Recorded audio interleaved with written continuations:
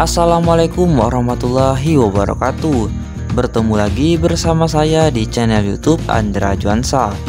Nah, pada video kali ini saya akan memberikan tutorial singkat bagaimana cara mengatasi error pada saat melakukan instalasi ulang sistem operasi Windows.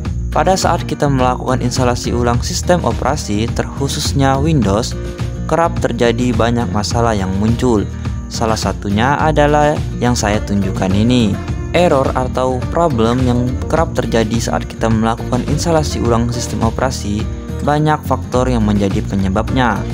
Contohnya adalah ISO-nya yang error, flash disk-nya yang rusak, atau ada pengaturan yang belum disetting secara benar. Dari keterangan pesan yang muncul, kita bisa membaca atau kita bisa mengartikan bahwa USB yang kita gunakan sebagai media instalasi ulang sistem operasi Windows ini telah diblok oleh sistem keamanan pada laptopnya. Jadi kita tidak memiliki akses untuk melakukan booting melalui flash disk atau media instalasi USB. Jadi apakah ada solusinya? Tentu saja ada solusinya. Jadi kalian ikuti video ini sampai dengan selesai. Oke, langsung saja. Pertama-tama kalian enter dulu atau kalian pilih OK. Lalu kalian tekan F2 untuk memasuki mode BIOS. Tekan F2 untuk memasuki mode BIOS. Jika terlambat, kalian ulangi lagi dengan Ctrl Alt Del atau kalian tekan tombol power terlebih dahulu sampai laptopnya benar-benar mati. Nah, ini laptopnya sudah mati. Lalu kalian tekan lagi tombol powernya.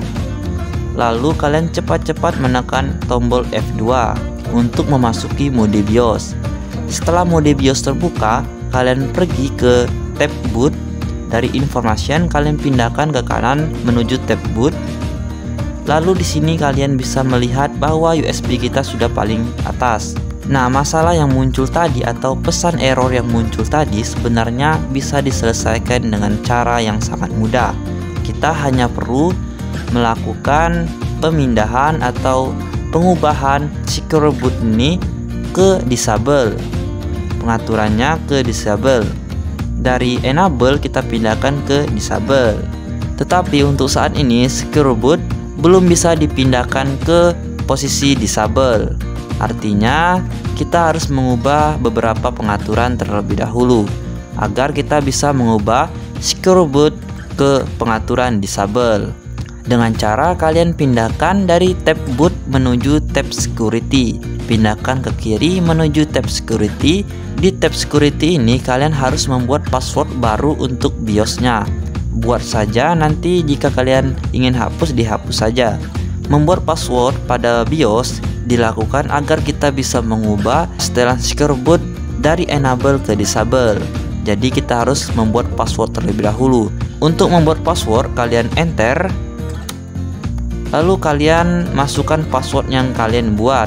Seperti contoh, saya akan memasukkan angka saja dari 1, 2, 3, 4. Dan untuk konfirmasi password baru, kalian samakan saja, enter, lalu 1, 2, 3, 4. Disamakan. Jika sudah, enter lagi. Oke, continue. Nah, ini kita sudah membuat password untuk BIOS-nya. Kita lihat di menu boot dan sudah bisa kita ubah secure boot-nya menjadi disable. Coba kita ubah dari enable ke disable. Kalian klik enter, lalu ubah ke disable. Nah, jika sudah diubah dari enable ke disable, maka bisa dipastikan tidak akan ada lagi pesan error yang muncul seperti tadi. Jadi pastikan telah diubah ke posisi disable. Untuk menyimpannya, kalian pilih F10, save dan exit. Lalu pilih yes. Nah, kita lihat apakah bisa atau berhasil, atau masih ada pesan error yang muncul.